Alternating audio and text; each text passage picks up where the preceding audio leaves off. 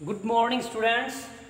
आज हम पढ़ेंगे जो है 12th क्लास की जो पोएम है an elegy written in a country churchyard. जो इससे पहली पोएम्स हैं वो पहले हो चुकी है। आज की हमारी जो पोएम है ये है, इसके थॉमस ग्रे इसके राइटर हैं, पोएट हैं। थॉमस ग्रे एक फेमस पोएट हुए हैं, ये ट्रांजिशनल पोएट थे। तो इन्होंने एक इलेजी लिखी है, इलेजी। पहले हम पोएम की हिंदी देखते हैं क्या बनती है। एन इलेजी, इलेजी होती है एक दुख से भरी हुई कविता, एक दुखांत कविता रिटन जो लिखी गई है इन अ कंट्री चर्चयार्ड, एक ग्रामीण कब्रिस्तान में। इस पोएम में जो थॉमस ग्रे जी हैं वो शाम के समय कब्रिस्तान ग्रे यार्ड में बैठे हुए हैं और वहाँ जो कवर है उन सबको देख रहे हैं और अपने विचार प्रस्तुत कर रहे हैं। देखते हैं। The curfew tolls the knell of parting day. Important poem, very important. The curfew होती है जो घंटी की आवाज़ होती है, चर्च की अंतिम घंटी होती है। द कर्फ्यू टोल्स, जो चर्च की अंतिम घंटी है, शाम की घंटी है, टॉल्स वो बजती है। The knell of parting day, और इशारा कर रही है ऑफ पार्टिंग, पार्टिंग मीन्स बिछड़ना, चले जाना, डे मीन्स दिन, और इशारा कर रही है कि दिन जा रहा है, यानी दिन बीत चुका है, शाम हो चुकी है। द लॉविंग हियर्ड, लो मीन्स होता है रंभना, गाय भैंस के बोलने की आवाज़। द लॉविंग हियर्ड, रांभते हुए यानी बोलते हुए पशुओं के झुंड, पशुओं का झुंड। हियर्ड मीन्स होता है झुंड, पशुओं का झुंड।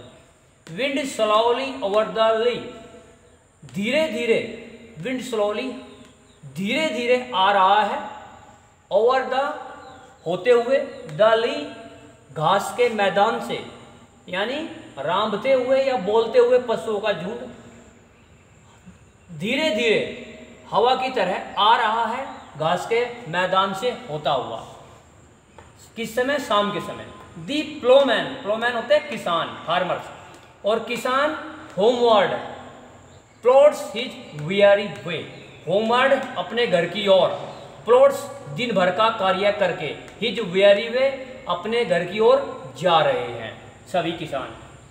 And leaves the world to darkness, और जो पूरा वर्ल्ड है, अब जो सारी दुनिया है वो लिव्स द टू डार्कनेस, अब अंधेरे में चली जाएगी, यानी रात हो जाएगी। अब जा the leaves the world and the leaves the world to darkness, और जो संसार में अब है, अब शाम के बाद रात हो जाएगी, यानी अंधेरा हो जाएगा। एंड टू मी, और मैं अकेला यहाँ रह जाऊंगा कब्रिस्तान में बैठे हुए, ऐसा ये बोल रहे हैं। बीनीथ नीचे, those in rugged elms and yew trees shade, ये है सदाबहार पेड़ के नाम। सदाबहार, उन सदाबहार पेड़ों के छाया के नीचे। रज्ड मीन्स होता है भद्दे, जो विभिन्न प्रकार की तरह से खड़े हुए हैं, वो पेड़, उन पेड़ों के छाया के नीचे बैठे हुए हैं ये थॉमस ग्रे जी। वेयर, जहां, कहां बैठे हुए हैं? वेयर, जहां heaves the turf in many a mouldering heap, और जहां पर जो हीव्स हैं, वे जो कबर हैं, कबर का जो ऊंचा ढेर है, उसमें मैनी आ मोर्निंग हीप, कहीं कहीं पर जो उभरी हुई है, और उस उभरे हुए कबर के ऊपर जो उभरा हुआ स्थान है उस पर टर्फ होता है घास, जंगली घास जम चुकी है। यानी कबर के ऊपर जब बारिश होती है तो कहीं कहीं पर उभार हो जाते हैं, कहीं पर गहराई हो जाती है थोड़ी थोड़ी, तो उस उभरे हुए स्थान पर क्या होता है? मोल्डिंग हीप, उभरे हुए स्थान पर जंगली घास जम चुका है, यानी उग चुका है। Each in his narrow cell, each माने प्रत्येक, और जो कबर के अंदर पड़ा हुआ प्रत्येक इंसान। Each in his narrow cell, his means अपनी, नैरो मीन्स संकीर्ण पतली सी, सेल मीन्स कोठरी में पड़ा हुआ है, फॉर ईवर लैड सदा के लिए, लैड मीन्स पड़ा हुआ होना, फॉर ईवर हमेशा के लिए, हमेशा के लिए पड़ा हुआ है, लेटा हुआ है। दी रूड फोर फादर्स, कौन पड़े हुए हैं? दी रूड फोर फादर्स, वो साधारण से पूर्वज, फोर फादर्स होते हैं पूर्वज, of the Hamlet sleep, Hamlet होता है छोटा गांव, उस छोटे से गांव के जो पूर्वज हैं, साधारण पूर्वज हैं, वो छोटे से गांव के स्लीप हमेशा के लिए सोए पड़े हुए हैं। नेक्स्ट पैसेज देखते हैं। दी ब्रीजी कॉल, ब्रिज होता है मंद मंद हवा, धीरे धीरे की हवा बहना।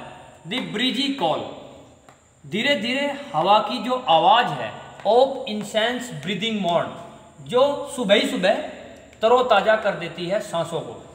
The swallow, swallow twittering, swallow अबाबिल पक्षी, छोटे पक्षी, जो पक्षी के ट्विटरिंग होता है चहचहाने की आवाज, और जो अबाबिल के चहचहाने की आवाज है from the straw built cell, कहां से आवाज कर रहे हैं वो?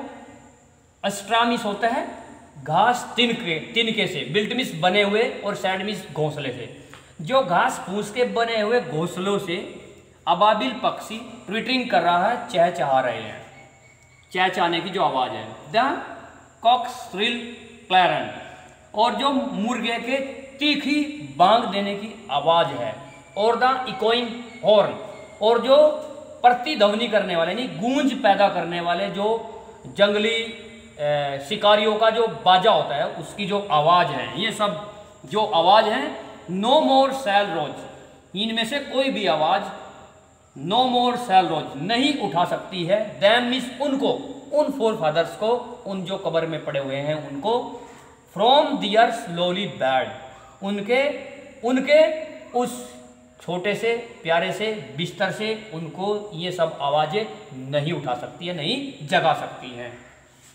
नेक्स्ट पैसेज है, इंपॉर्टेंट है।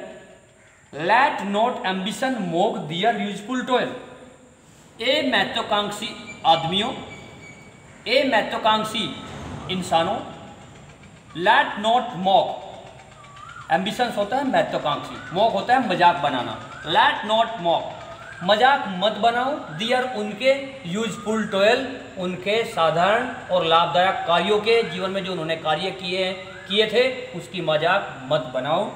दियर होमली जॉय, उनके साधारण आनंद की जो उन्होंने अपने जीवन में लिए उसकी, एंड डेस्टिनी ऑब्स्क्योर, और उनके अस्पष्ट भाग्य की, किस्मत की, डेस्टिनी मीन्स तकदीर, भाग्य, ऑब्स्क्योर अस्पष्ट भाग्य या तकदीर की मजाक मत बनाओ। ए महत्वाकांक्षी आदमियों, उनकी मजाक मत बनाओ।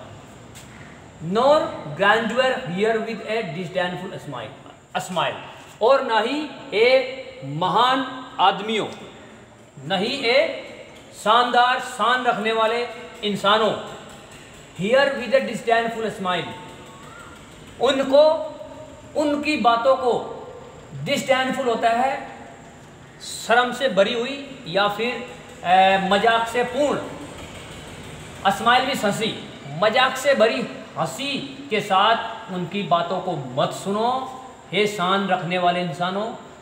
दी short and simple annuls of the poor, मत सुनो हंसी के साथ में उनके छोटे और साधारण लेखा जोखा को, जीवन का लेखा जोखा होता है एनल्स ऑफ द पुअर्स, उन गरीब इंसानों के लेखे, जो साधारण लेखा जोखा का जो जीवन था उसकी बातों को डिस्डेनफुल स्माइल यानी घृणा से भरी हुई हंसी के साथ बातें मत करो उनके जीवन की। क्योंकि लास्ट पैसेज है, इंपॉर्टेंट है। दी बॉस्ट ऑफ हेरल्ड्री, क्योंकि जो यह शान है, तुम्हारे वंश की जो यह शान है, जो तुम सेकी मारती हो इंसानों, जो तुम सेकी बॉस्ट सेकी मारते हो अपने वंश की।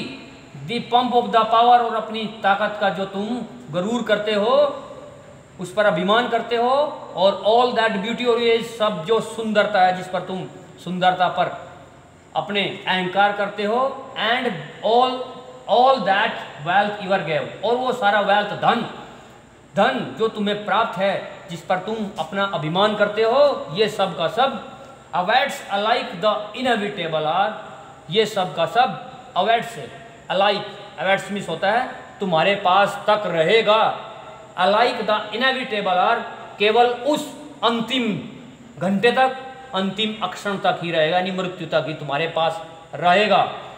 और the paths of glory leads but to the grave, और जो तुम्हारा एक ग्लोरी का पथ है, पथ मीन्स रास्ता, ग्लोरी मीन्स शान से भरा हुआ, यानी जो तुम्हारे जीवन का जो तुम्हारा जीवन रूपी जो शान का भरा हुआ रास्ता है, ये लीड, ये कहाँ तक जाता है, बट टू द ग्रेव, केवल कब्रिस्तान या शमशान तक ही जाता है।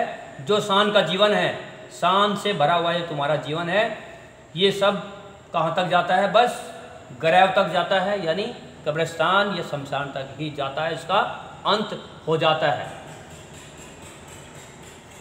इंग्लिश, मैथ और इंग्लिश स्पीकिंग के लिए घर बैठे तैयारी करने के लिए प्लीज़ इसको सब्सक्राइब और शेयर करें। Thank you. जय हिंद।